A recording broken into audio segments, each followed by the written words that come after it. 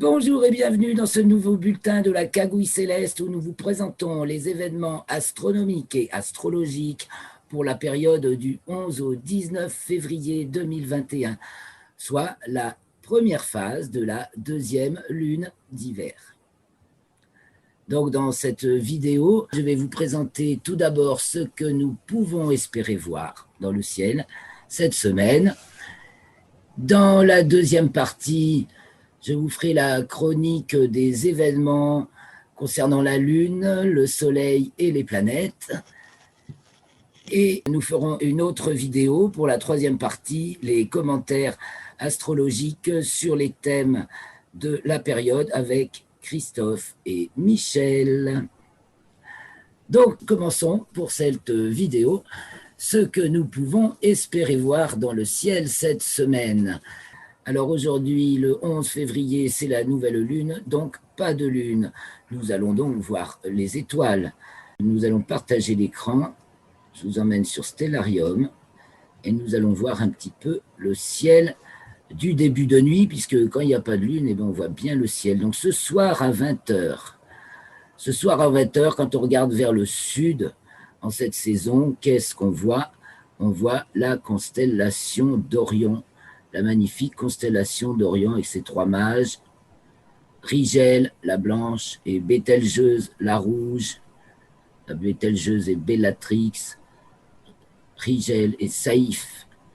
Et là, donc, les trois mages, et dans l'alignement, Sirius, la plus brillante étoile du ciel, Sirius du grand chien.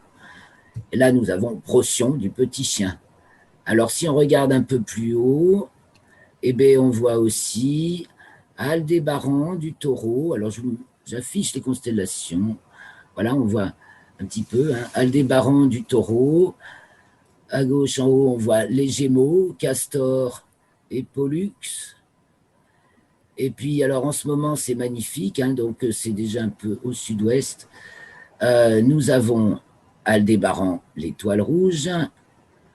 Mars, la planète rouge. Et les Pléiades, qui forment un magnifique triangle. Donc, l'amas des Pléiades, des 7 sœurs, qui se remarque comme une petite casserole avec quelques nébulosités autour. À l'œil nu, c'est très joli en ce moment dans le ciel. Et voyez, dans le prolongement Pléiades, Mars, nous avons Uranus. Mars étant à peu près aujourd'hui, cette nuit, ce soir, à égale distance.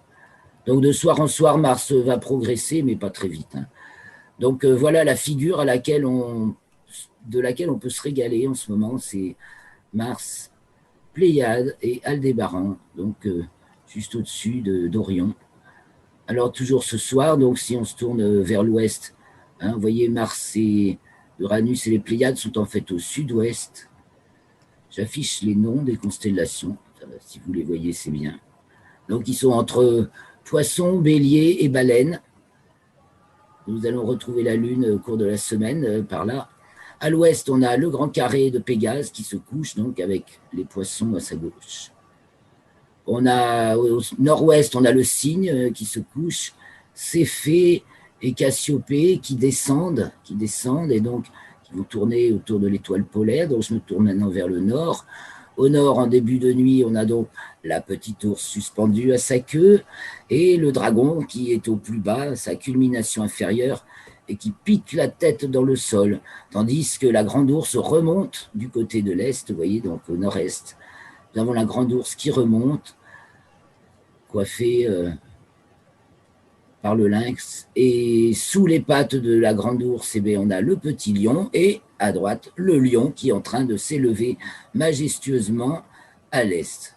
Voilà ce qu'on a en début de nuit, avec dans le prolongement entre Régulus du lion qui est ici, et les Gémeaux qu'on retrouve, qu'on a vu tout à l'heure, en regardant côté sud, un peu en haut à gauche, on a l'amas de la crèche qui se trouve ici, donc aligné entre Pollux et Régulus.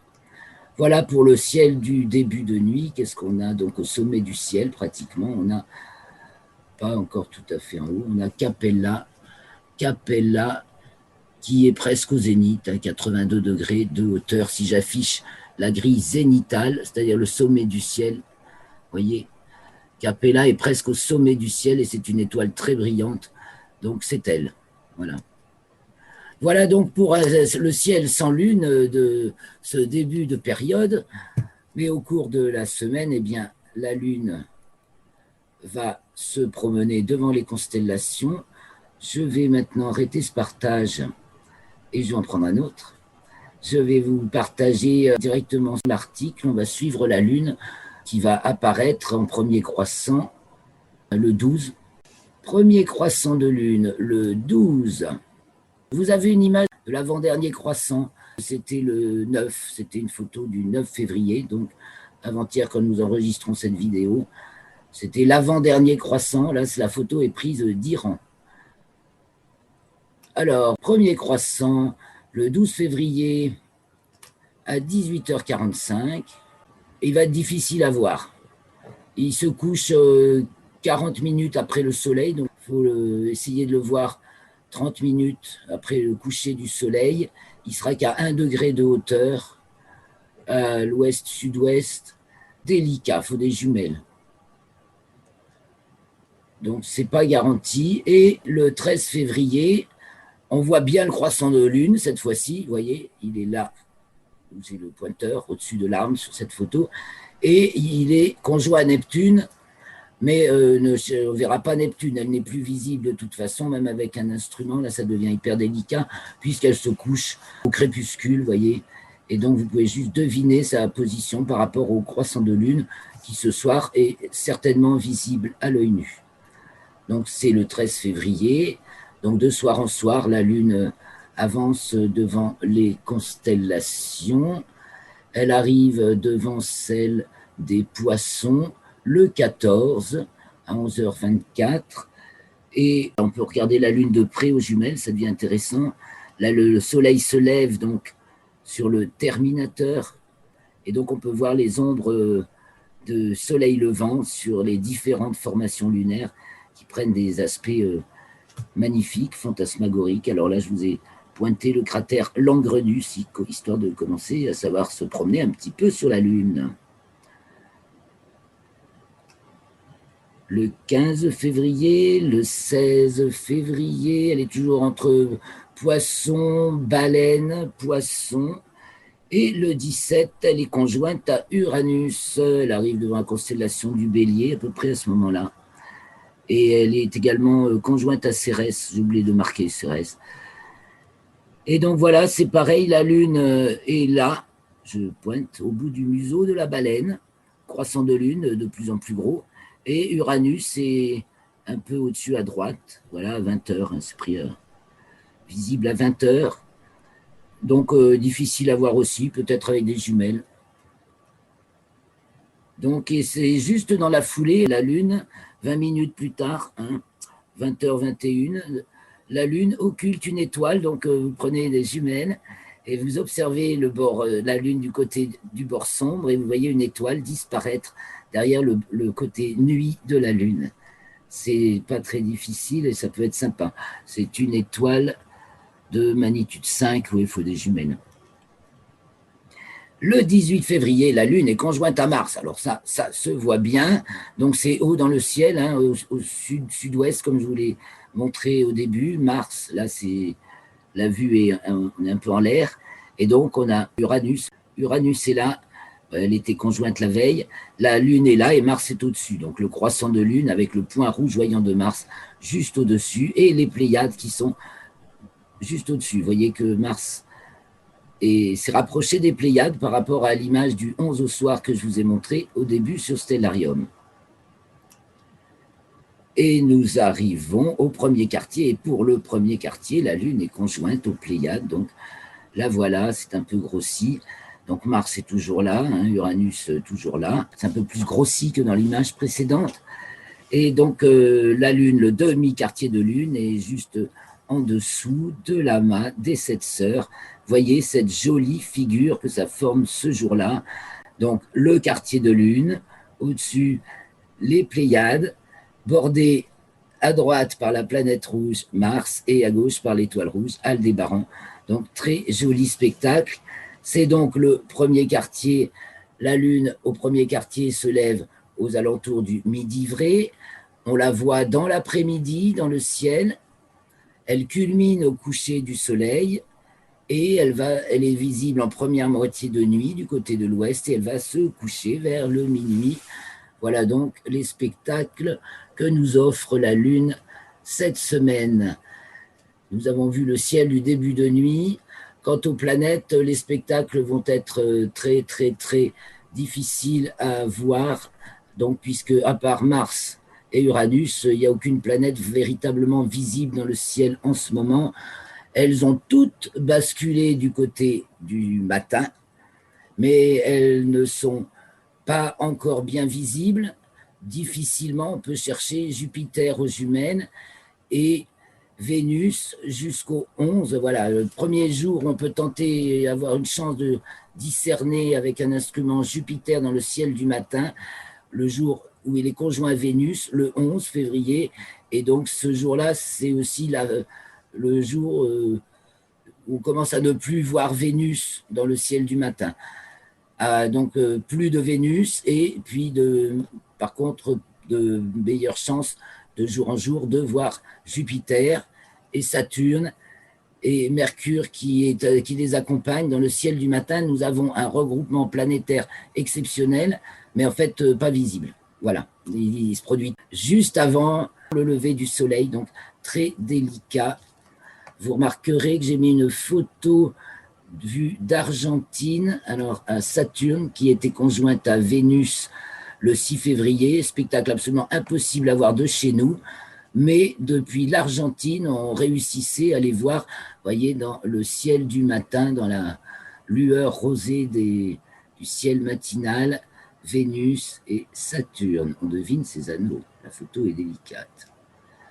Voilà pour les spectacles du ciel. Je vais donc embrayer sur la chronologie des événements célestes, mais je vous rappelle tout d'abord que ce 11 février, cette nouvelle lune du 11 février, marque le nouvel an chinois.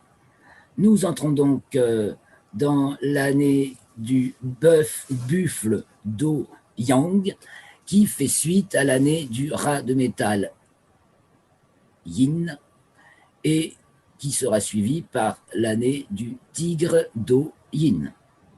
Donc, bonne année du buffle Do Yang. Donc, dans l'eau, on y est à fond. Je me suis remarqué ces derniers temps, d'ailleurs. Et Neptune en poisson, qui va être conjointe au soleil, là, bientôt, ça nous maintient dans l'eau. Maintenant, parlons de la chronologie des événements célestes. J'affiche le résumé. Donc, la Lune, au début de la période pour la nouvelle Lune, elle est dans le signe du Verseau, ainsi que le Soleil, donc, et elle est devant la constellation, ils sont d'ailleurs tous les deux devant la constellation du Capricorne, le 11 février. La Lune, le 11, elle est conjointe à Jupiter à 0h28, elle est conjointe à Mercure à 8h22, et c'est la nouvelle Lune à 20h05. Je rappelle que le 10, elle a été conjointe à Saturne et à Vénus. Le 12, elle arrive devant la constellation du Verseau à 1h13 et entre dans le signe des Poissons à 8h22. Le tout premier croissant de cette lunaison peut être visible en Australie aux alentours de 8h temps universel, heure de Greenwich.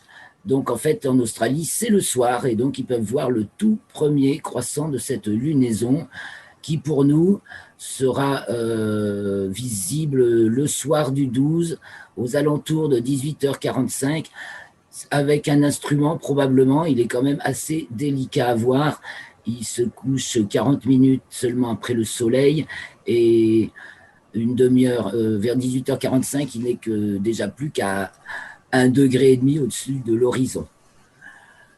Le 13, donc c'était le 12 au soir, le tout premier croissant. Le 13, la Lune est à sa latitude minimale à 16h45, le ventre du dragon. Et à 21h10, elle est conjointe à Neptune, comme je vous l'ai montré tout à l'heure. On peut deviner Neptune dans les lueurs du couchant en haut à droite du croissant de Lune. Le 14, la Lune arrive devant la constellation des Poissons à 11h24 et entre dans le signe du Bélier à 16h53. Le 15, elle arrive de la constellation de la Baleine à 3h23. Elle est conjointe à Cérès.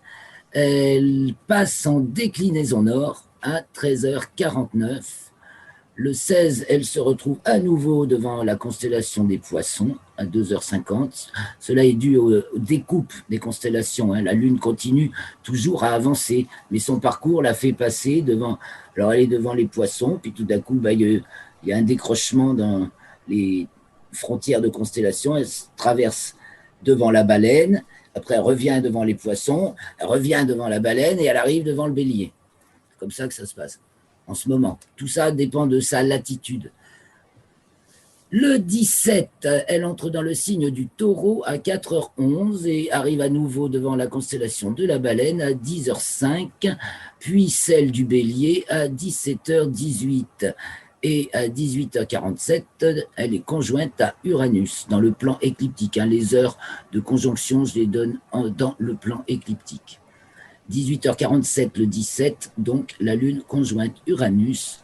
Le 18, la Lune à l'apogée à 11h21, au plus loin de la Terre. Le 19, à 0h47, elle est conjointe à Mars, donc ça se voit bien, avec le premier quartier de Lune. À 3h10, elle arrive devant la constellation du Taureau. À 17h02, elle entre dans le signe des Gémeaux et elle est donc dans la foulée conjointe aux Pléiades, puisque de nos jours, les Pléiades marquent le premier degré du signe des Gémeaux, ceci étant dû à la précession des équinoxes qui décalent les étoiles par rapport au degré de l'équinoxe, au point vernal de 1 degré tous les 72 ans. Et le premier quartier de Lune advient donc le 19 à 19h47. Voilà pour la chronologie de la Lune au cours de la semaine. Eh bien, le Soleil, lui, que fait le Soleil? Alors le Soleil, eh bien, il arrive dans la constellation du Verseau le 16 à 6h47. À 22h, il passe dans le plan équatorial à 2 heures d'ascension droite. Et c'est le 18 à 11h29 qu'il entre dans le signe des Poissons. Si on veut faire une correspondance entre le plan équatorial et le plan écliptique, on dira 22 heures d'ascension droite correspond au signe des Poissons. Seulement comme c'est justement, il y a une inclinaison entre les deux plans, eh bien, en fait, ça ne se produit pas en même temps. Ça tombe en même temps pour les équinoxes et les solstices. 0 Bélier, 0 heure d'ascension droite. 0 Cancer, 6 heures d'ascension droite. 0 Balance, 12 heures d'ascension droite. 0 Capricorne, 18 heures d'ascension droite. Mais entre chaque, il y a l'inclinaison qui donne des angles différents, donc ça ne tombe pas en même temps. Et ce phénomène est un des facteurs de l'équation de temps, donc je passe sur une page où j'avais prévu de vous expliquer un petit peu l'équation du temps, puisque l'équation du temps atteint son premier maximum positif de l'année le 11 février, c'est-à-dire que le midi vrai advient 14 minutes après le midi moyen, celui de nos montres. Donc, pour chez moi, environ à 13h05 le midi vrai, alors que le midi moyen de mon méridien, qui est le méridien de Paris, est 12h49, 48 ou 49, compte tenu de l'heure d'avance qu'on a sur le soleil, parce que sinon ce serait 11h49. Donc, premier maximum positif de l'équation de temps, le 11 février, le midi vrai, donc, se produit 14 minutes plus tard que le midi moyen. Et il y a deux facteurs donc à cela. Cette inclinaison du plan équatorial et du plan écliptique, c'est expliqué dans ce lien que je vous donne, vous voyez, qui produit ça, que donc ça va nous changer la mesure du Soleil. Et puis, il y a l'ellipticité de l'orbite qui fait que quand on est au loin du Soleil, il faut faire un peu moins de chemin que quand on sur nous-mêmes, que la Terre fasse un peu moins chemin sur nous-mêmes pour retrouver le Soleil au méridien que quand on est au périhélie, au plus près du Soleil. Là, il faut faire un peu plus d'un tour un peu plus d'un tour moyen pour retrouver le soleil au méridien. Cela influe donc sur la durée réelle du jour, ainsi que le fait que le soleil se déplace dans le plan de l'écliptique et qu'on mesure ça dans le plan équatorial. Donc voilà cet angle dont je vous parlais, ce rapport qui fait que ça ne tombe pas en même temps, le soleil à 22 heures d'ascension droite et le soleil qui rentre en poisson. 22 heures d'ascension droite, c'est dans le plan équatorial, et signe des poissons, c'est dans le plan écliptique. Voilà donc cette nuance. J'espère apporter un peu d'eau à ce moulin. Donc voilà pour le soleil. Et les planètes, eh bien, nous en avons un petit peu parlé, un peu plus de détails sur le beau regroupement planétaire, très bien détaillé dans l'article de l'IMCCE, de ce que je vous ai signalé déjà la semaine dernière. La lettre de l'IMCCE donne tout plein de détails sur cette conjonction de Mercure, Vénus, Jupiter et Saturne, pour le moins, et visité également par la Lune. Donc, le 11, c'est Vénus qui est conjointe à Jupiter. Ah ben tiens, voilà, je suis sur la lettre de l'IMCCE, vous voyez. Donc, vous cliquerez sur ce lien et nous allons regarder après le tracé des planètes, là. Je commence à l'afficher. Pendant que je vous fais la chronologie. Donc, le 11, Vénus est conjointe à Jupiter à 15h54. Le 13, Mercure est conjointe à Vénus à 8h37 et Mercure est conjointe à Jupiter à 22h40. Voilà cette triple conjonction, parce qu'à Saturne, c'était juste avant, c'était le 10. Et Mercure, la coquine, qui est rétrograde du 30 janvier au 21 février, qui est dans ce mouvement rétrograde, a réussi à passer de la constellation du Capricorne à celle du Verseau la semaine dernière, le 8, arrive maintenant devant le Capricorne.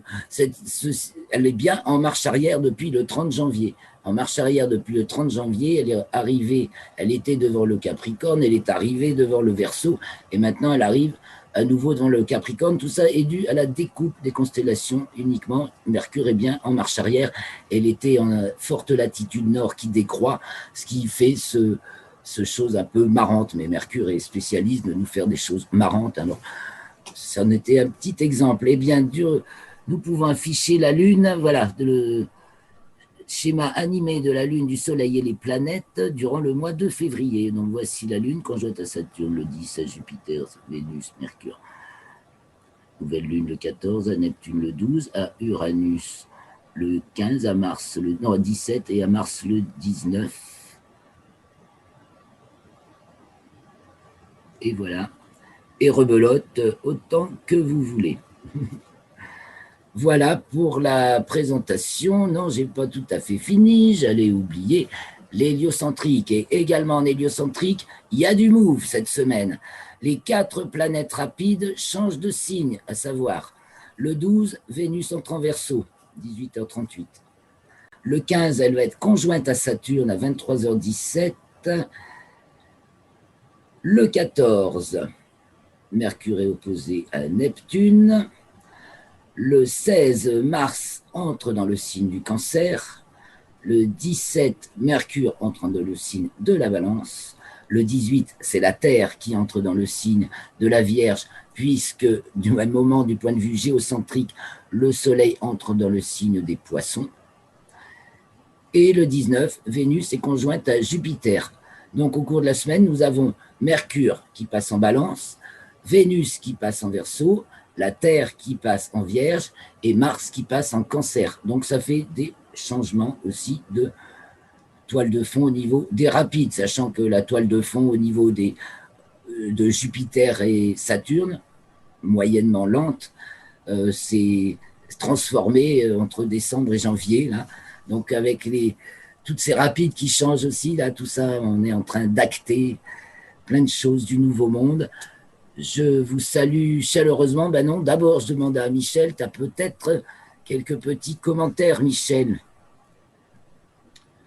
Écoute, ce que je trouve d'intéressant dans ces vidéos, c'est qu'en fait, on voit la dynamique des planètes par rapport aux conjonctions Et comme elles sont très très proches, on comprend que c'est une conjonction. Donc ça, c'est intéressant. Et mon impression, peut-être subjective, c'est que entre cette nouvelle lune, enfin, pour schématiser, on pourrait partir un peu plus loin avant, et la prochaine nouvelle lune, toutes ces planètes qu'on ne peut pas visualiser dans le ciel, à part Mars et peut-être Uranus à la jumelle, me donnent l'impression qu'on a tout intérêt à continuer à s'ancrer dans le sol et que notre âme soit réellement dans le ciel, car en fait, cette non-vision des planètes nous demande peut-être de nous calmer un petit peu, de penser aux autres, et on verra ce qui va se passer au printemps là. Peut-être qu'on va se retrouver avec quelque chose de différent où les gens vont commencer à redialoguer de façon plus positive. Il y en a beaucoup qui dialoguent de façon positive.